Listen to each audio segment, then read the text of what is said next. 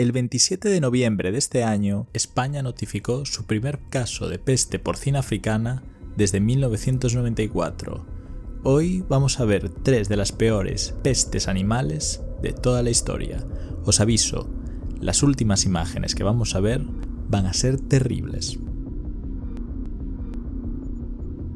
En 1887 se extendió por el sur de África una de las peores epidemias animales de la historia de la humanidad. Al principio no estaba claro qué era lo que había traído la misteriosa enfermedad, pero al poco tiempo se vio que aquello era un caso más de Rinderpest, de peste bovina, probablemente la peor enfermedad animal de toda la historia, por lo menos para el ganado. La Rinderpest, la peste bovina, es una epizootia, esto es, una epidemia que solo afecta a los animales, con una elevadísima mortalidad que se originó probablemente en el centro de Asia y se extendió por el resto del mundo gracias a invasiones, migraciones, conquistas o movimientos de población.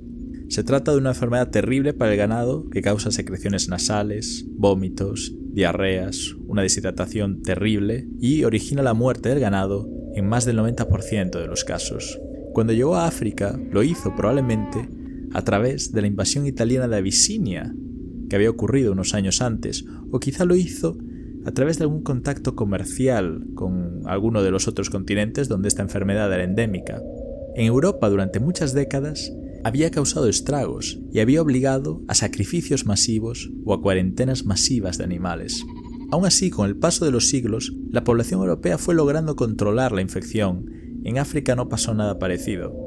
Cuando llegó el virus, produjo la muerte de más del 90% y en algunos casos de más del 95% de todo el ganado vacuno del sur y el este de África. Además, la enfermedad no se limitó solo a las vacas domesticadas, sino que afectó a antílopes, a gacelas, a búfalos, a todo tipo de bovinos.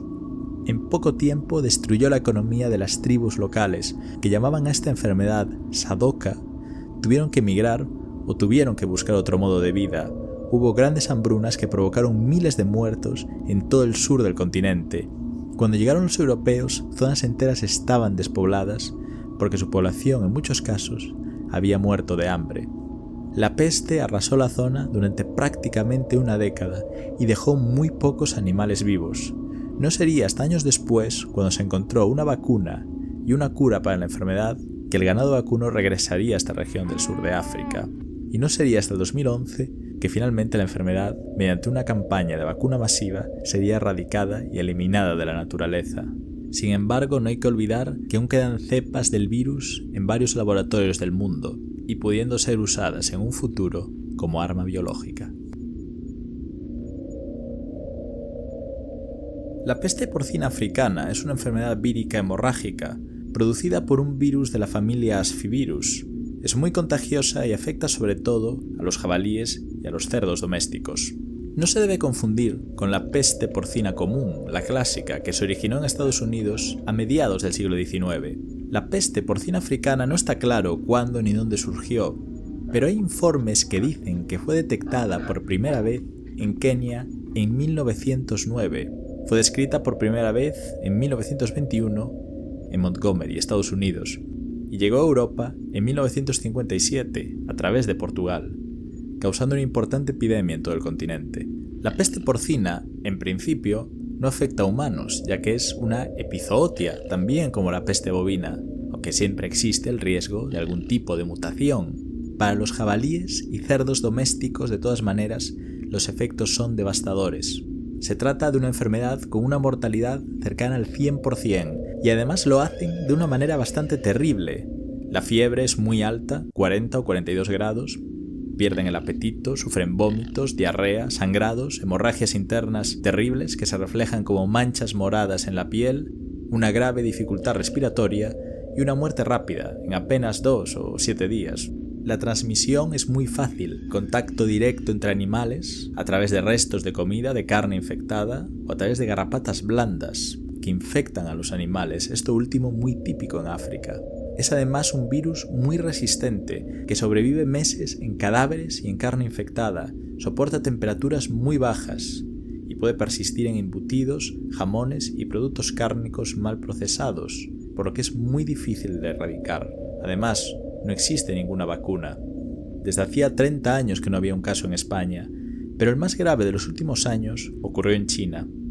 El 1 de agosto de 2018, en una granja de 383 cerdos, en Liaoning, en el noreste de la República Popular de China, se vio el primer caso, que fue confirmado el 3 de agosto. En ese mismo foco, murieron ya solo ahí 47 cerdos. Acto seguido, las autoridades chinas sacrificaron a más de 1000 cerdos y prohibieron el transporte de los que seguían vivos. Sin embargo, ante el número creciente de casos confirmados, la República Popular de China llevó a cabo una campaña radical para frenar la expansión del virus. Se procedió a sacrificios masivos en todo el país de 2018 a 2020. Cientos de millones de cerdos fueron sacrificados y en muchos casos posteriormente quemados. Granjas enteras sacrificaron a todos sus ejemplares y se llevó a cabo cuarentena en varias zonas para evitar la expansión del virus. A pesar de todo, a partir de 2019, la epizootia se extendió a otros países. De China pasó a Asia Oriental y Sudoriental. Llegó a Vietnam, a Laos, a Camboya, a Myanmar, a Filipinas y a territorios como Hong Kong. Solo hasta 2 años después pareció que el virus empezaba a controlarse, pero antes ya había causado pérdidas millonarias en todo el país y se había extendido por el resto de Asia. En 2001 estalló en Inglaterra una epizootia cuyas imágenes darían la vuelta al mundo. El 19 de febrero de ese año, en Little Warley, Essex, un veterinario vio que unos cerdos estaban en mal estado. Sospechó que el virus probablemente llegó por algún tipo de desecho alimentario contaminado o por alguna importación ilegal. Sin embargo, al poco tiempo se dio cuenta de que aquello no era una enfermedad más. Los animales tenían llagas en la boca y en las pezuñas, y también tenían fiebre.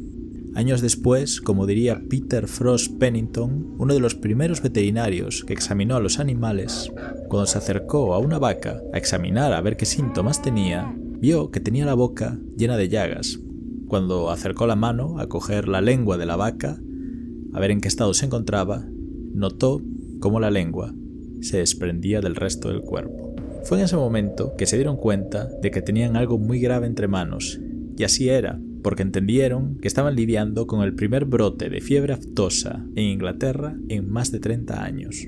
La fiebre aftosa es una infección viral que generalmente no afecta a humanos, pero que sí que contagia a ovejas, vacas, cerdos, cabras, ciervos, en definitiva un gran número de animales. No se trata de una infección especialmente peligrosa, pero sí que es muy contagiosa y se transmite con mucha facilidad a través del contacto directo entre animales o a través de superficies que han sido anteriormente contaminadas. Los efectos no suelen ser mortales, pero sí que son graves. Las vacas dejan de dar leche, los cerdos quedan tullidos y muchos lechones mueren al poco tiempo de nacer si contraen la enfermedad.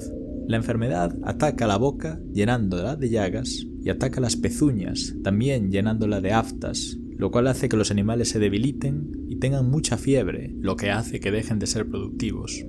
Cuando los veterinarios se dieron cuenta de que estaban ante un brote de fiebre aftosa, recordaron que el último que había ocurrido en Inglaterra había sido en 1967 y de hecho se había controlado con bastante facilidad, pero esta vez había temor a que pudiese infectar a todo el ganado de Inglaterra.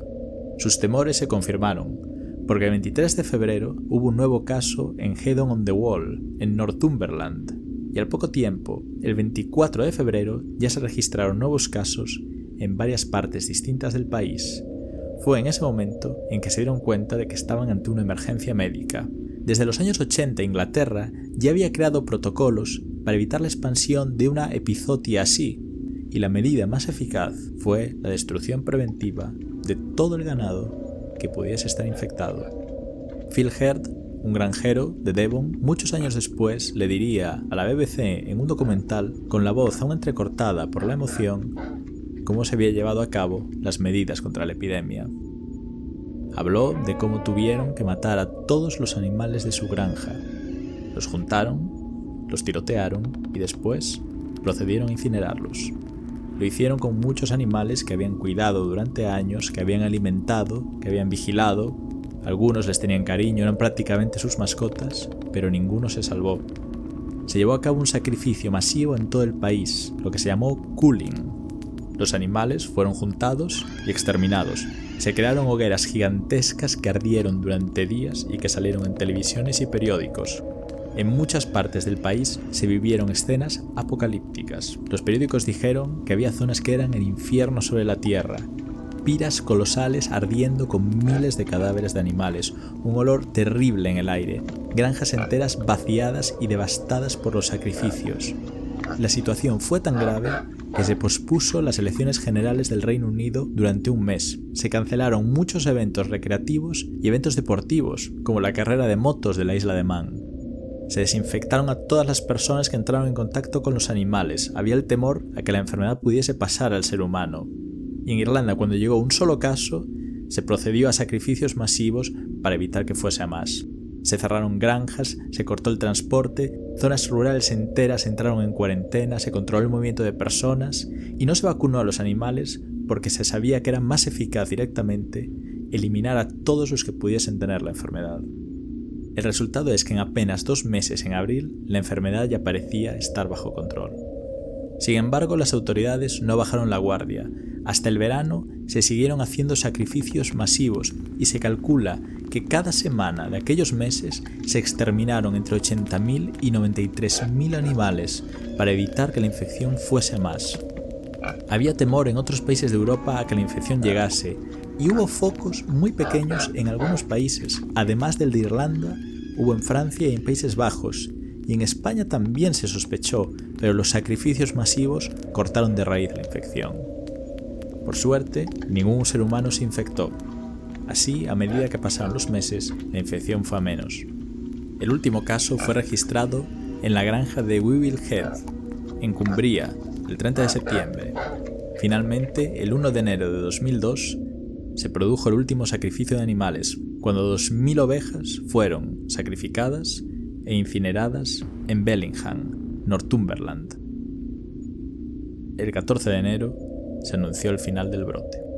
Al final, la epizootia había dejado más de 6 millones de animales sacrificados, 2.000 focos confirmados, unas pérdidas económicas que superaban los 8.000 millones de libras y 8 meses en los que se sacrificaron animales prácticamente de forma diaria. Quizá esto nos deba hacer reflexionar sobre si el problema es de los virus que hay en la naturaleza o de nuestra propia industria de la alimentación. Y hasta aquí esta historia. Si os ha parecido interesante, ya sabéis, suscribíos a este canal porque tenemos muchos más hechos turbios, inquietantes o insólitos como este. Así que, hasta la próxima.